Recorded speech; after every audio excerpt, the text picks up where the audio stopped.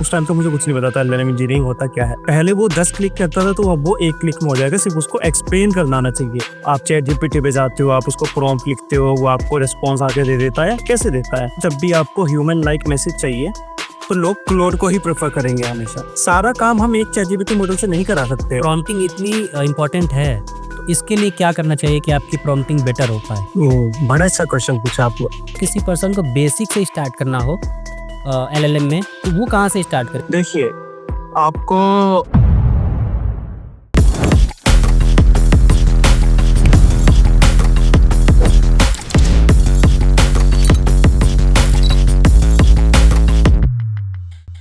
है Hrithik, how are you? Welcome to our YouTube channel. कैसे हो आप?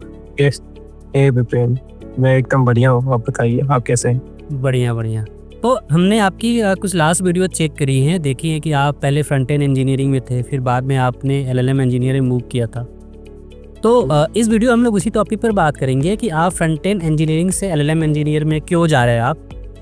जबकि आई थिंक अभी मैंने कुछ वीडियोस पॉडकास्ट रिसेंट में भी किया था कि जिसमें बोल रहे थे लोग कि फ्रंट एंड इंजीनियरिंग की लोग हाई बनी पड़ी है कि जॉब चली जाएंगी, बट जॉब अभी इतनी जल्दी नहीं जाएंगी और इन फ्यूचर उसमें और भी चीज़ें आएंगी, उसमें और भी लोग एक्सपेरिमेंट करेंगे। तो आप ये फ्रंट एंड इंजीनियरिंग से एलएलएम इंजीनियर की तरफ क्यों मूव हो रहे हो फिर अब? बड़ा अच्छा क्वेश्चन पूछा आप लोग। ठीक है, तो इससे पहले थोड़ा जान लेते हैं मेरे बारे में कि मेरा ऑलरेडी कितना एक्सपीरियंस हो चुका है, क्या सब कुछ था। तो अगर आप मेरा एक्सपीरियंस देखोगे, मैं ऑलरेडी 5 साल काम कर चुका हूँ फ्रंट एंड में, जिसमें मैं फर्स्ट ईयर से 5th ईयर तक एक भी दिन ऐसा नहीं गया जिस दिन मैंने फ्रंट एंड के बारे में कुछ अपस्किल ना किया हो, कुछ ना किया हो। तो यहीं पे अब बात आती है इस साल में। इस साल मेरे ख्याल से जनवरी या फिर मार्च के अंदर, उस टाइम 5 साल हो चुके थे मुझे फ्रंट एंड के अंदर। मैं सोच रहा था कि मुझे आगे क्या करना है, ठीक है। तो वहाँ पे एक रियलाइजेशन हुआ मुझे, अगर मैं सिर्फ अभी भी फ्रंट एंड करता हूँ, फ्रंट एंड किया जाता हूँ, ये एक ऐसी साइकिल है कि हो सकता है मैं ब्राउज़र के बेसिक्स सीख लूँ, जाके ब्राउज़र कैसे बना गया था, HTML कैसे बनाई गई थी, क्या ये मायने रखेगा एट द एंड?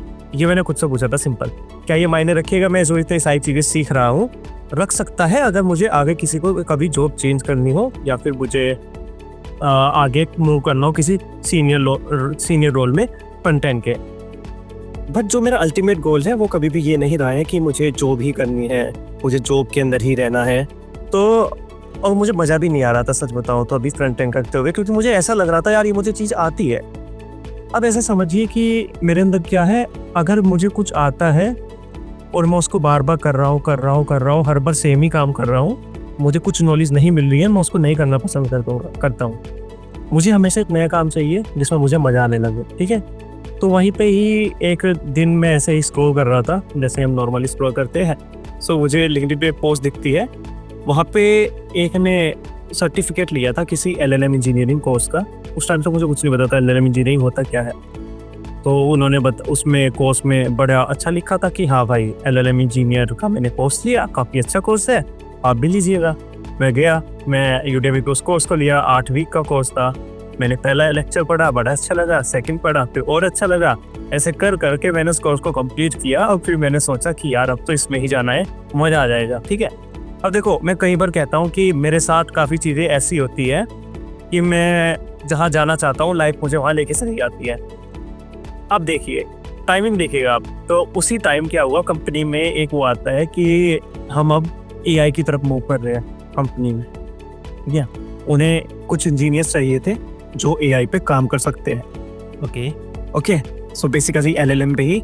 तो वो क्या करने वाले थे, हर चीज़ को ऑटोमेट करने वाले थे, और ऑटोमेट करने के लिए हमें LLM का यूज़ करना था ऑब्वियसली। तो वहाँ पे उनको ऐसे बंदे चाहिए थे जिन्होंने ऑलरेडी ये सीख रखा हो, क्योंकि मेरा बहुत ज़्यादा इंटरेस्ट था। तो मैंने उनको बोला ठीक है मैं आ जाता हूँ, मैं वहाँ चला जाता हूँ, ठीक है। ऐसी ये थी मेरी जर्नी की LLM में मैं गया। अब बात आ जाती है आपके फ्रंट एंड इंजीनियर वाले क्वेश्चन पे। तो देखिए, मैं भी इसके ऊपर एक वीडियो बना चुका हूँ सेमीकोलन गाइस यूट्यूब चैनल पे, जैसा आपको पता भी है।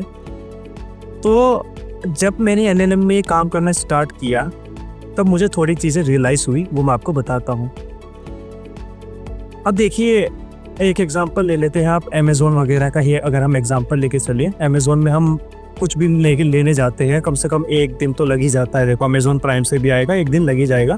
तो हम मोस्टली क्या प्रेफर करने लगे आजकल, ज़ेप्टो कर लेते हैं, ब्लिंकिट कर लेते हैं, 10 मिनट में आ जाएगा, करेक्ट। क्या सो एलएलएम में मूव करने के बाद मुझे कुछ ऐसा रियलाइजेशन हुआ कि जो अभी हम बना रहे हैं एज अ फ्रंट इंजीनियर, हम टाइम लगा रहे हैं बहुत ज़्यादा, 1 महीना 2 महीना एकदम परफेक्ट यूआई बनाने में हमारा यूआई आके बन जाता है, ठीक है। अब वही काम अगर यूज़र चाहे सिर्फ एक टेक्स्ट लिखेगा, ठीक है, उसने टेक्स्ट लिखा, एंटर दबाया, वो आ गया, सबको सारा वो काम हो गया, ठीक है, हो गया, सब हो गया जो उसे चाहिए था।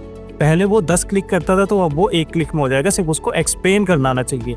अभी जो सबसे बड़ी दिक्कत यही है, वो एक्सप्लेन नहीं कर सकता है, एक्सप्लेन करना आना चाहिए, ठीक है। अब यहाँ पे यूजर्स ने क्या परसेप्शन लिया मैं वो बताता हूँ। उन्हें लगा फ्रंट एंड खत्म हो गया, फ्रंट एंड खत्म नहीं हुआ है, ठीक है।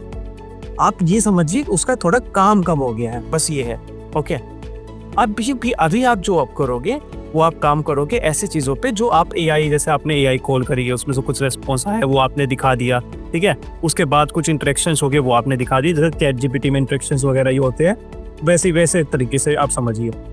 अब इसका मतलब ये नहीं है कि कम्प्लीटली ऑटोमेट कर देंगे हर चीज़ों को, ऐसा भी नहीं होगा, ठीक है। बट हाँ, काफ़ी हद तक जो हमारा यूआई एक्सपीरियंस है वो चैट बेस पे भी मूव हो जाएगा, इतना है। तो मेरा परसेप्शन ये है, और मैंने जितने से भी बात करी है, स्टैंड अलोन जो फ्रंट एंड इंजीनियर्स होते हैं, ठीक है, एग्जिस्ट करेंगे, वो जिनका ऑलरेडी एक्सपीरियंस हो चुका है वो एग्जिस्ट करेंगे। बट आने वाले टाइम में मुझे ऐसा फील हो रहा है कि फुल स्टैक डेवलपर्स होंगे सब, क्योंकि अभी जो काम होने वाला है वो फ्रंट एंड में इतना नहीं होगा जितना आप सोच रहे हो कि अभी जितना हम करते थे इतना सारा फ्रंट एंड, उतना नहीं होगा फ्रंट एंड में। इसलिए मैं अभी ये कह रहा था कि उस टाइम में जाइए, कोई इशू नहीं है, साथ में एलएलएम भी सीख लीजिए, क्योंकि एलएलएम भी बैकएंड इंजीनियर ही करता है अगर देखा जाए तो। अगर आपको एलएलएम इंजीनियर की कहीं जो जॉब मिलती है, कोई दिखता है, तो वहाँ पे आपको दिखेगा कि उन्होंने बैकएंड ही लिख रखा होगा। तो यहाँ पर एक्चुअली हम एक अपनी स्टोरी बता रहे हैं। हम एक्चुअली अपने एक स्टार्टअप पर काम कर रहे थे, तो वहाँ पर मुझे UI UX वाला बंदा चाहिए था जो मेरे लिए फिग्मा की या फिर एडोब में कोई डिज़ाइन बना दे। तो आप जो बोल रहे हो कि फ्रंट एंड वाला, उसी सेम प्रॉब्लम मेरे साथ हुई थी। प्रॉब्लम नहीं, एक्चुअली आप मुझे बन गया था फिग्मा, बट मुझे क्या चाहिए था कि मुझे कोडिंग आती है, मैं आई थिंक 9 सालों से जॉब कर रहा हूँ, तो मुझे कोडिंग आती है, बट सेम प्रॉब्लम थी, मेरा मन नहीं कर रहा था सेम कोड करने का, तो घुमा फिरा के वही कोड करते रहो। तो हम सोच रहे थे कोई एक बंदा मिल जाए जिसको डिज़ाइन दे देंगे, वो कोड कर लेगा, बट मुझे कोई अच्छा बंदा नहीं मिल रहा था, क्योंकि मेरे पास और भी चीज़ें थी, मेरे बकेट में बहुत सारी चीज़ें थी, 1-2 स्टार्टअप और भी काम कर रहे थे। तो एक दिन हम ऐसे बैठे हुए थे शाम को अपने डेस्क पर ही, और मेरे पास फिग्मा की UI पड़ी हुई थी। तो मैंने बस क्या किया, फिग्मा में से उसको मैंने फिग्मा भी नहीं लिया, मैंने उसको PNG में कन्वर्ट किया और चैट GPT को बोला कि भाई इसका कोड लिख के दे दे। मात्र 5 सेकंड लगे होंगे, पूरा कोड लिख के दे दिया उसने। लो, मुझे पहले से पता था कि हो जाएगा, बट हम थोड़ा सा लेजीनेस की वजह से सोच रहे थे क्या ही करेगा, किसी को दे देंगे कर लेगा, वो अपना टाइम क्यों वेस्ट करेंगे। उस दिन मेरे पास थोड़ा सा टाइम था, बस मैंने उतना किया और दिया, और मतलब 5 सेकंड लगे होंगे, डिज़ाइन दे दिया। नो डाउट तो थोड़े से मुझे काम करने पड़े हैं। उसको मैंने बोला कि कंपोनेंट वाइज करके दे दे, मुझे कंपोनेंट वाइज करके दे दिया, वो सारी चीज़ें कर दिया। और उसके बाद एक अच्छी चीज़ हुई कि जो फिग्मा बना था उसमें हेडर नहीं थे एक्चुअली, क्योंकि मैंने उसे बोला था कि हेडर बाद में डिसाइड करेंगे हम लोग, बट मैंने बस चैट GPT को बोला कि मुझे हेडर भी चाहिए। उसने इतना ज़बरदस्त हेडर बना के दिया। ये हम वाई कोडिंग नहीं बात कर रहे, विंडसर्फ या फिर जो भी आए हैं V0, ये से बात नहीं कर रहे, डायरेक्ट मैंने चैट GPT से लिखाया था। तो उस दिन मुझे ऐसा लगा कि यार ठीक है, कर लेते हैं, क्या ही प्रॉब्लम है, और मैंने किया और प्रॉब्लम एग्जैक्ट बहुत अच्छी UI बन के निकली हो। बट वहाँ पर अभी मुझे क्या प्रॉब्लम आ रही है कि फ्रंट एंड में मैंने एक UI तो बना दिया, अब सेकेंड UI बनाने के लिए मुझे फिर से उसको प्रॉम्प्ट देना पड़ेगा। अब फिर मुझे अब वाई कोडिंग की ज़रूरत पड़ रही है, क्योंकि मेरे पूरे प्रोजेक्ट को समझने के लिए अब चैट GPT को तो मेरे साथ बता नहीं सकते, पूरे प्रोजेक्ट को डाल नहीं सकते, तो हाँ मुझे वाइब कोडिंग की ज़रूरत पड़ेगी। जो आप बोल रहे हो कि हाँ कुछ दिनों तक काम करने के बाद आदमी का मन नहीं करता है कि यार छोड़ो दूसरा कुछ नया ट्राई करते हैं, और फ्रंट एंड की जॉब को थोड़ा सा और ऑटोमेट किया गया है LLM के थ्रू, तो रियल है, वो चीज़ें हो रही हैं। तो ये तो थी आपकी बातें और मैंने अपना एक्सपीरियंस बता दिया। अब यहाँ पर हम ये एक और मैं एग्जांपल बता देता हूँ आपको। एक बात आपने देखो, जो अभी आपने किया है, मैं उसको वाइब कोडिंग नहीं बोलूँगा एक्चुअली। हाँ, वाइब कोडिंग नहीं। एक बात देखिए, वाइब कोडर्स खुद को क्या कहते हैं कि हमारा बैकग्राउंड नहीं है टेक्निकल, और हम कुछ भी बना देंगे, नहीं बना सकते हैं, नहीं बना पाएंगे। एक से जैसे आपने बोला प्रोडक्ट की नॉलेज वो भी होनी चाहिए, वो अभी LLM को नहीं है। वो प्रोडक्ट की नॉलेज एक बंदे को है, उस बंदे को पता है कैसे वो बनाना है। ऐसा ही मैं आपको लास्ट वीक का एग्जांपल बता देता हूँ। बहुत महीनों बाद मैंने फ्रंट एंड पे वापस से काम किया। मुझे एक मेंशंस की फंक्शनैलिटी बनानी थी। मेंशंस बेसिकली जो इनपुट बॉक्स होता है उस पे @ आप टाइप करते हो, ऊपर ऐसे ड्रॉप डाउन आ जाता है, फिर उसमें से आप ऑप्शन सेलेक्ट कर सकते हो, ऑटोफिल। अब देखो एक तरीका क्या रहता है इसमें कि मैं जाऊँ, मैं लिखूँ क्या क्या प्रॉब्लम है, मैं कोड करना खुद से स्टार्ट कर दूँ, ठीक है। अब वो अप्रोच ख़त्म हो चुकी है। मैंने ऐसा नहीं किया। मैं गया, मैंने देखा मेरी क्या क्या रिक्वायरमेंट है, ठीक है। क्या क्या रिक्वायरमेंट थी मैंने उनको नोट डाउन किया। फिर एक बार में एक रिक्वायरमेंट ली मैंने और उसको ChatGPT में जाकर कह दिया कि देखो ये मेरी रिक्वायरमेंट है, इसका मुझे कोड दे। अब उसने उसको मुझे कोड लिख के दे दिया। अब मुझे उसका कोड पता है क्योंकि मैं ऑलरेडी फ्रंट एंड में काम कर चुका हूँ। मैंने देखा है कैसे काम करता है, मुझे पता है इसने क्या लिखा है। अब सेकेंड रिक्वायरमेंट के लिए मैं वापस गया, उससे कोड मांगा, फिर मैंने उस कोड को वापस से चेंज किया करंट कोड में, ठीक है। ऐसे कर करके जो आप फ्रंट एंड बनाते हो ना, मतलब अभी मान लेते अगर आप 10 दिन में कोई फ्रंट एंड बना देते, मुझे लगता है भाज ये आपको 5 से 6 दिन लगने वाले हैं। और भी तो कम। ऐसे समझना होगा। और ऐसा नहीं है कि अगर आपको बिल्कुल भी टेक्निकल नॉलेज नहीं है तो आप बना दोगे, नहीं बना पाओगे। आपको टेक्निकल नॉलेज चाहिए। ये सेम है, एक सेमीकोलन मिस हो गया तो फिर ढूंढते रहो कहाँ से मिस हुआ। until unless you are not using Python। आप ऑलरेडी LLM में जा रहे हैं तो इसके लिए आपने प्रिपरेशन जो थी, आई थिंक आपने एक कोर्स से ले लिया था, आपने एक छोटा सा कोर्स ले लिया था। बट उसके अलावा अगर किसी पर्सन को बेसिक से स्टार्ट करना हो LLM में, तो वो कहाँ से स्टार्ट करे? क्योंकि उसके पास तो ये सारी चीज़ें नहीं, क्योंकि आपको जो कोर्स मिला होगा, आई होप कि आपके पास ऑलरेडी प्रीवियस एक एक्सपीरियंस था जो आपके लिए एक प्लस पॉइंट था वो। बट अगर कोई पर्सन एज अ फ्रेशर जा रहा है उसके लिए तो ये थोड़ी सी प्रॉब्लम होगी, वो डायरेक्ट तो नहीं जा सकता। वो कहाँ से स्टार्ट करे इसको? बहुत अच्छा सवाल पूछा आपने। एक्चुअली यही आता है एक इशू। लोगों को क्या लगता है कि LLM इंजीनियर में हम जाएंगे तो वो डायरेक्ट चले जाएंगे, ऐसे पहले कुछ सीखना नहीं होगा, वैसे पहले सीखना होगा। जैसे कि मैंने पहले बोला था, अभी जो काम होता है LLM का सारा बैकएंड पे होता है, तो कुछ में कोई डाउट नहीं है, आपको बैकएंड आना चाहिए। अब उसमें आप Node.js कर रहे हो, उसमें आप Python कर रहे हो, वो आपकी मर्जी है, आपको आना चाहिए, ठीक है। अब इसके बाद स्टार्टिंग कहाँ से करें? देखिए, आपको क्या कहते हैं, दौड़ने से पहले चलना सीखना पड़ता है, देखिए, ठीक है। तो LLM पे कूदने से पहले आपको सीखना होगा आखिर LLM काम कैसे करता है। आप ChatGPT पे जाते हो, आप उसको प्रॉम्प्ट लिखते हो, वो आपको रिस्पॉन्स आके दे देता है। कैसे देता है? आपको इस सवाल पूछने होंगे खुद से। तो मेरे ख्याल से तो स्टार्टिंग में आपको पहले ये सीखना होगा कि आखिर वो काम कैसे करता है, जो एक नॉन टेक बंदा भी सीख सकता है। कुछ टर्म्स होती है, गूगल करिए, ChatGPT से खुद पूछिए, वो आपको बता देगा। अब इसके बाद मेन काम शुरू होता है हमारा सोचने का ही। तो LLM इंजीनियरिंग में अगर मैं शॉर्ट में बोलूँ ना, तो सारा काम बेस्ट आउटपुट निकालने का है। और बेस्ट आउटपुट कैसे निकाले वो आपको सोचना होता है, ठीक है। तो कुछ टेक्निक्स भी होती है, जैसे चेन ऑफ थॉट हो गई, जो मैंने हाल ही में सीखी थी, इसलिए मुझे याद है। इसमें आप क्या करते हो, जैसा मैंने अभी आपको बताया था कि मैंने 4-5 प्रॉब्लम लिखी, फिर एक एक करके उसको वो प्रॉब्लम दी। क्योंकि LLM बेस्ट आउटपुट तभी देता है जब उसको पता हो कि क्या करना है। तो ऐसे सिस्टम प्रॉम्प्ट होता है, यूजर प्रॉम्प्ट होता है, ये सारी चीज़ें आपको सीखनी होगी। हर चीज़ में याद रखिएगा, जो भी होता है हर चीज़ में एक मॉडल यूज़ होता है। LLM का मॉडल जो भी यूज़ होगा उसके लिए आपको APIs यूज़ करनी होगी। तो आपको APIs तो यूज़ करनी आनी चाहिए, जो एज अ बैकएंड इंजीनियर मुझे लगता है सबको आती ही है। तो काफ़ी मज़ेदार चीज़ है ये। अगर आपकी प्रॉब्लम सॉल्विंग स्किल्स अच्छी है, आपने DSA कर रखा है, तो मुझे नहीं लगता कि LLM इंजीनियरिंग में मूव करने में आपको कोई इशू आएगा, अगर आप ऑलरेडी बैकएंड इंजीनियर हो। और ये लाइन चेन, लाइन ग्राफ है, ये सारे भी LLM इंजीनियरिंग के ही पार्ट हैं सारे के सारे। हाँ। सो अभी मैं लाइन ग्राफ ही यूज़ करता हूँ।